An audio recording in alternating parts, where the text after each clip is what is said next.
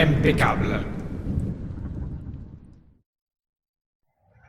Bonjour, ici Feldo, bienvenue dans Tonnerre impeccable, le podcast JDR qui tourne autour de Warhammer. Petite balade, c'est pas la première, ce ne sera pas la dernière, j'espère. Alors que dire, que faire? Où vais-je, où cours-je? Dans quelle étagère? Eh bien déjà, je vais laisser passer ces camions, ces croisements. Bon, les croisements, je sais pas, et je pense qu'il y en aura de plus en plus. Les véhicules, une fois que j'aurai passé ce pont, il y en aura moins. Je pense à tout ce qui est grenouilles, crapauds, en pensant à ces batraciens si courants par ici. Là, je songe forcément aux contes de fées, avec ces bisous sur des crapauds qui se transforment en prince charmant. Et ça me fait penser ensuite au doppelganger qui était décrit dans Warhammer V1. J'ai proposé sur mon blog un personnage de doppelganger il y a quelques temps. C'est pas forcément le genre de créature que j'aime beaucoup. Voilà, c'est très puissant et tellement un peu what the fuck parfois. Enfin, ça fait presque tricher de mettre en place une intrigue et de dire finalement bon ok, c'est quelqu'un qui peut prendre l'apparence de qui il veut. Bon, ça peut être too much, mais utilisé avec parcimonie et en rajoutant des faiblesses, pourquoi pas. Est-ce qu'un doppelganger pourrait prendre la forme d'une grenouille pour jouer les princes charmants? En tout cas, imaginez, pour jouer un petit tour sur les... Ça peut être drôle, je pense, d'insérer un aspect conte de fées dans Warhammer.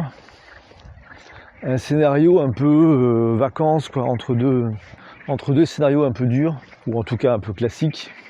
Mettre un scénario qui va rappeler un conte de Grimm, etc., Grimm ou autre, avec soit l'histoire de ces crapauds qui se transforment, bon ça c'est une chose, soit des trucs d'autres grands classiques comme le petit chaperon rouge, on peut avoir pour mission temporairement, enfin une mission qu'on se donnera soi-même en croisant un enfant dans la forêt qui veut traverser pour aller voir. Alors, faut changer un petit peu quand même, hein. Il faudrait que ce soit un gros clin d'œil très appuyé, assez fort, pour que ce soit amusant.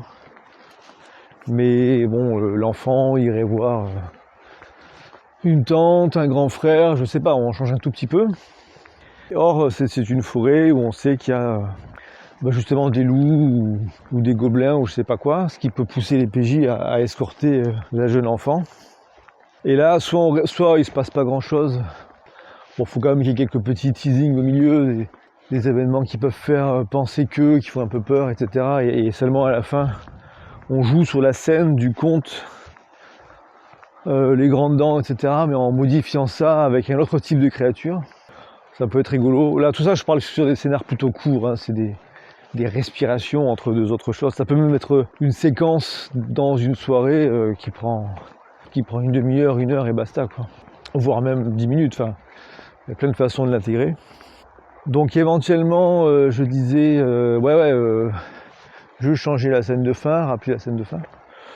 Soit en plein milieu, prendre un petit contre-pied et faire penser qu'il y aurait une attaque de loup et mettre au final quelque chose de beaucoup plus dangereux et violent, avec un petit chaperon rouge qui, au choix, se fait étriper de manière abominable, arrive à s'échapper et les attendra tranquillement à destination, ou se révèle faire partie du piège et être soit simplement une humaine complice, soit une mutante qui participe à la menace.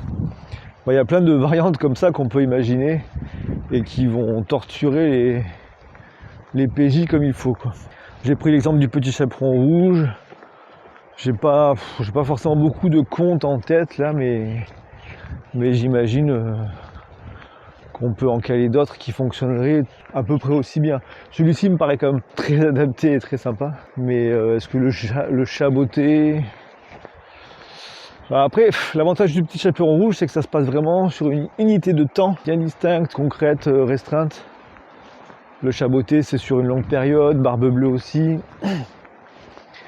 Bien que Barbe Bleue, ça pourrait faire un huis clos. Barbe Bleue, ça pourrait faire un scénar complet vraiment sympa, je pense. Avec ce côté inquiétant d'un hôte qui vous veut du bien, plus ou moins, jusqu'à ce qu'on franchisse une limite qu'il indique, mais que les PJ sont forcément largement tentés de franchir, quoi. Donc ouais, ah, super les chiens. Donc le petit chaperon rouge, Barbe Bleue, Pierre et le loup, je me rappelle pas trop. Est-ce que Pierre et le loup, est-ce que c'est l'histoire du petit Pierre qui appelle au loup plusieurs fois jusqu'à ce que personne ne le croit quand ça arrive pour de bon? Je sais plus si c'est la même histoire ou si c'est une autre. En tout cas, celle-ci pourrait fonctionner plus ou moins. Ça pourrait être adaptable, je pense. Tout comme le joueur de flûte de Hamelin. Podane, un peu moins, je pense. Qu'est-ce qu'il y a d'autre? Est-ce que les fables de La Fontaine peuvent offrir... Alors, les fables de La Fontaine, on serait plus dans la scénette, quoi. Alors là, pour le coup, vraiment des clins d'œil rapides. Des clins d'œil rapides, on peut facilement intégrer un corbeau et un renard dans un coin d'une balade en forêt, soit en forêt ou dans la campagne, quoi. Et ce qui permettrait au PJ de repartir avec un fromage peut-être, non? Je ne sais pas. Si on remonte encore plus loin, on peut remonter aux fables d'Ésope qui ont inspiré La Fontaine, mais elles sont encore plus rapides, plus simples. Puis elles datent de l'Antiquité, donc c'est vraiment un autre style qui pourrait plus servir pour les aspects un peu divinatoires, les choses un peu difficiles à interpréter ou ce genre de choses, mais c'était pas le même délire. Donc voilà, ouais, j'ai un peu fait le tour, je pense, des contes qui peuvent me venir rapidement. Et donc je reviens sur les crapauds et les grenouilles qui m'ont inspiré ça au tout début. Que peut-on faire d'autre à partir de ça? Eh bien des potions de sorcière dans des chaudrons, pardi. Est-ce qu'on pourrait imaginer un système de potions à base d'ingrédients pour lesquels... Ah ouais, putain, ça me fait envie en fait, rien d'y penser. Dans l'alchimie, enfin, dans différents systèmes spirituels, religieux ou alchimiques, on a des fameux éléments. En Occident, enfin dans pas mal d'endroits, on avait les 4 éléments plus 1. L'eau, le feu, la terre, l'air et l'éther. Je pense que ça vient de la tradition kabbalistique, mais bon, après je sais pas exactement. En Asie, en Chine, il y a des éléments un peu différents, type bois, fer, etc. Enfin, je sais plus, métal, ce genre de choses. Mais non, en tout cas, autant rester sur les éléments occidentaux pour Warhammer. D'ailleurs, au passage, dans Warhammer V1, il n'y avait pas les collèges de magie, mais un des types de magiciens qu'on pouvait faire était l'élémentaliste. Peut-être qu'il y a des sorts qu'on peut aller récupérer là-dedans. Pourquoi je voulais parler de ça? Parce qu'en fait, dans certains livres de magie, en particulier dans un livre de Franz Bardon, la Kabbale ou le chemin de la véritable initiation magique, je crois, je sais plus.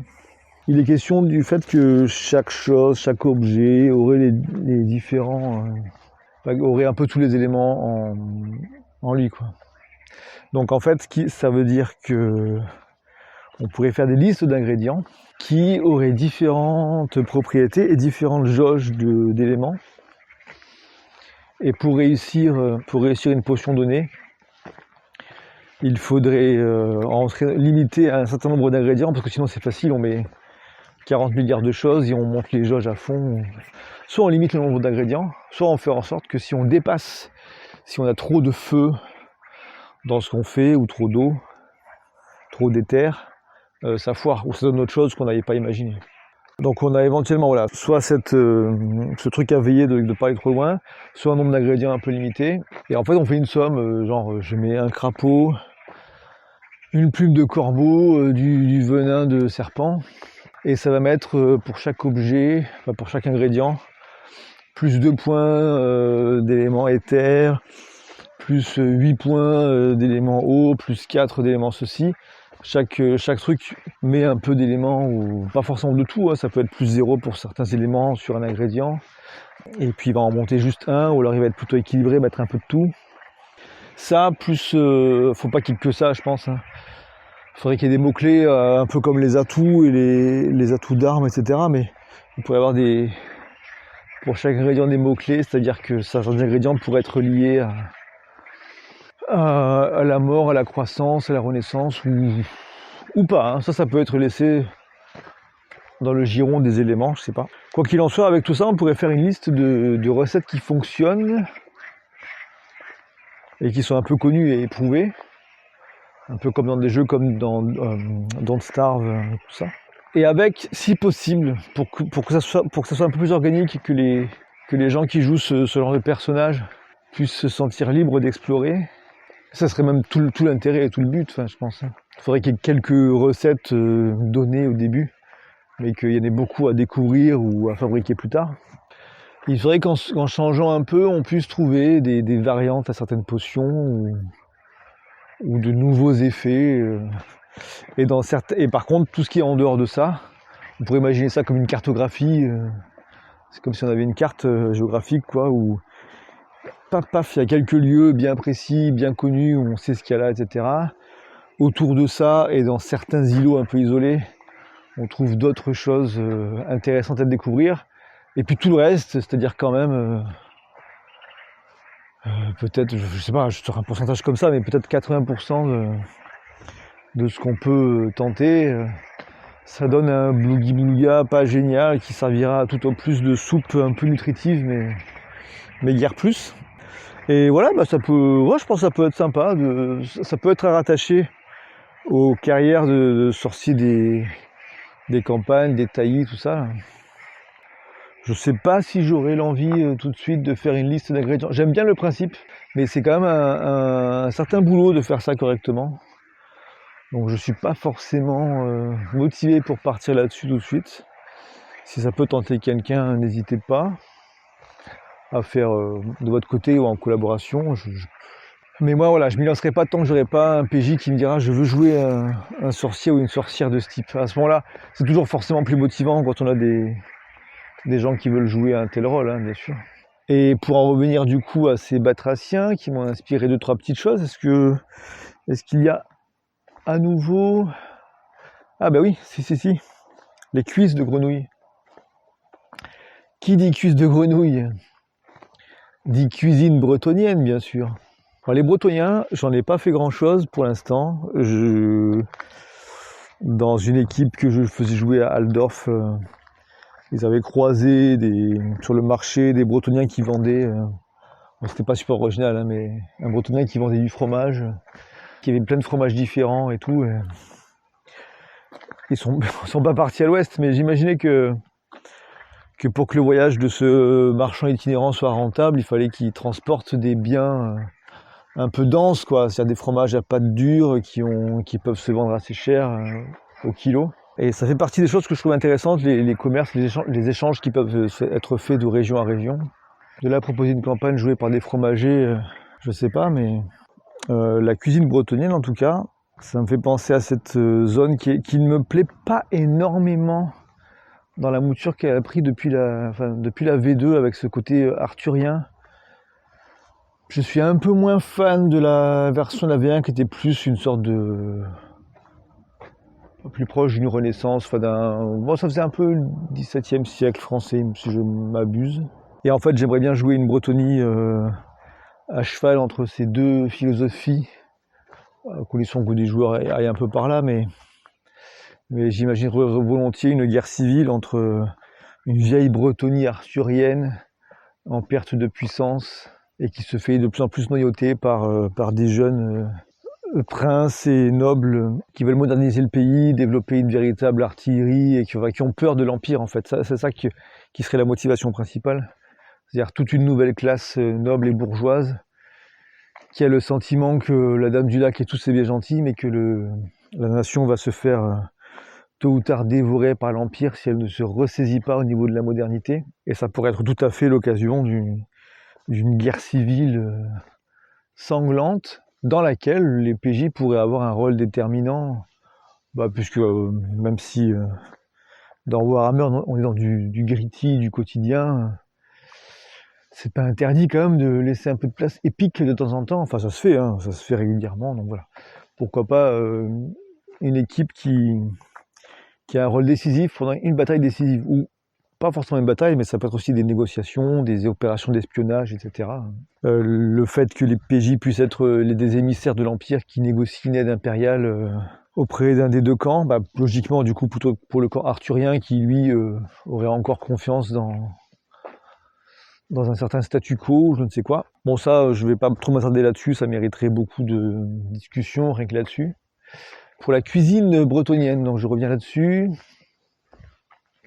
Je vais pas parler 10 minutes de cuisine de plats bretoniens, mais juste profiter de ça pour évoquer le fait que ça peut être pas mal de se renseigner sur les plats typiques de différentes régions de notre monde, et pour les caler sur des régions à peu près équivalentes dans le vieux monde, l'Empire, la Bretonie, etc.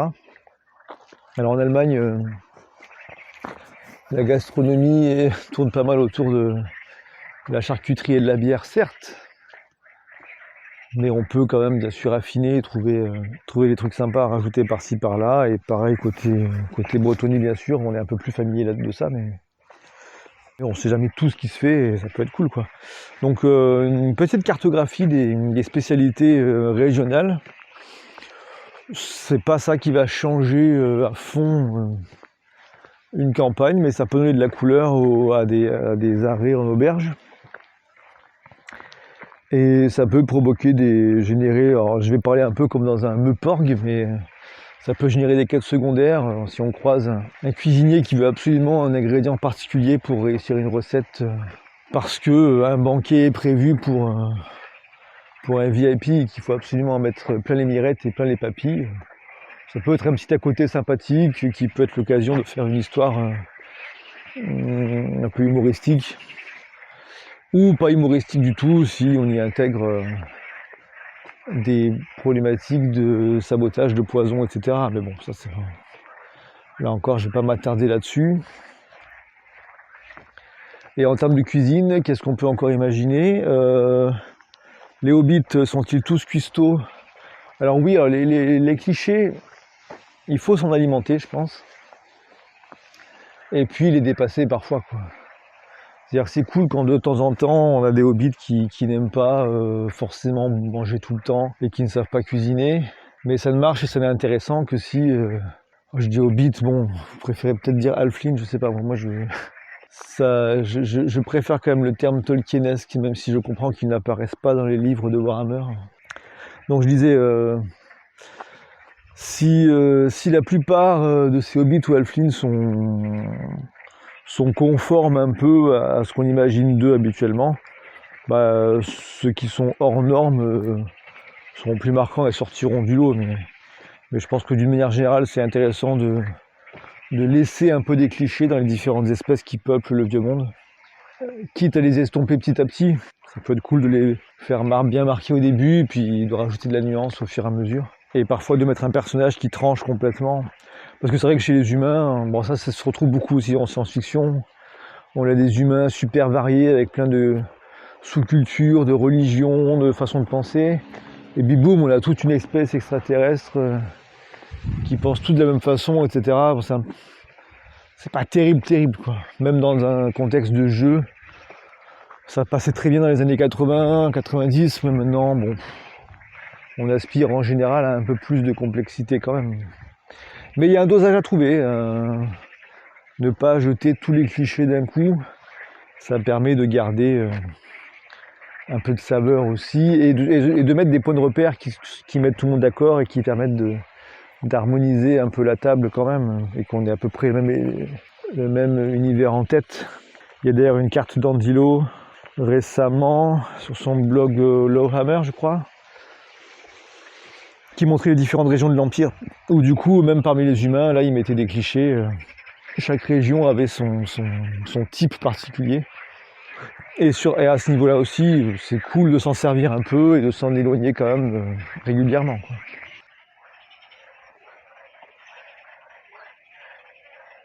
Est-ce que vous entendez ce joli concert nocturne? Je vais me rapprocher un peu.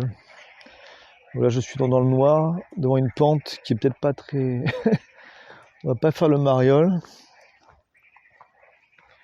Donc voilà, une petite série d'idées partie de ces animaux si présents dès qu'on a un peu d'eau et que les beaux jours arrivent. Et c'est là-dessus que je vais vous laisser. Je vous souhaite une bonne continuation dans ce que vous faites. Et je vous dis à la prochaine. Tchuss!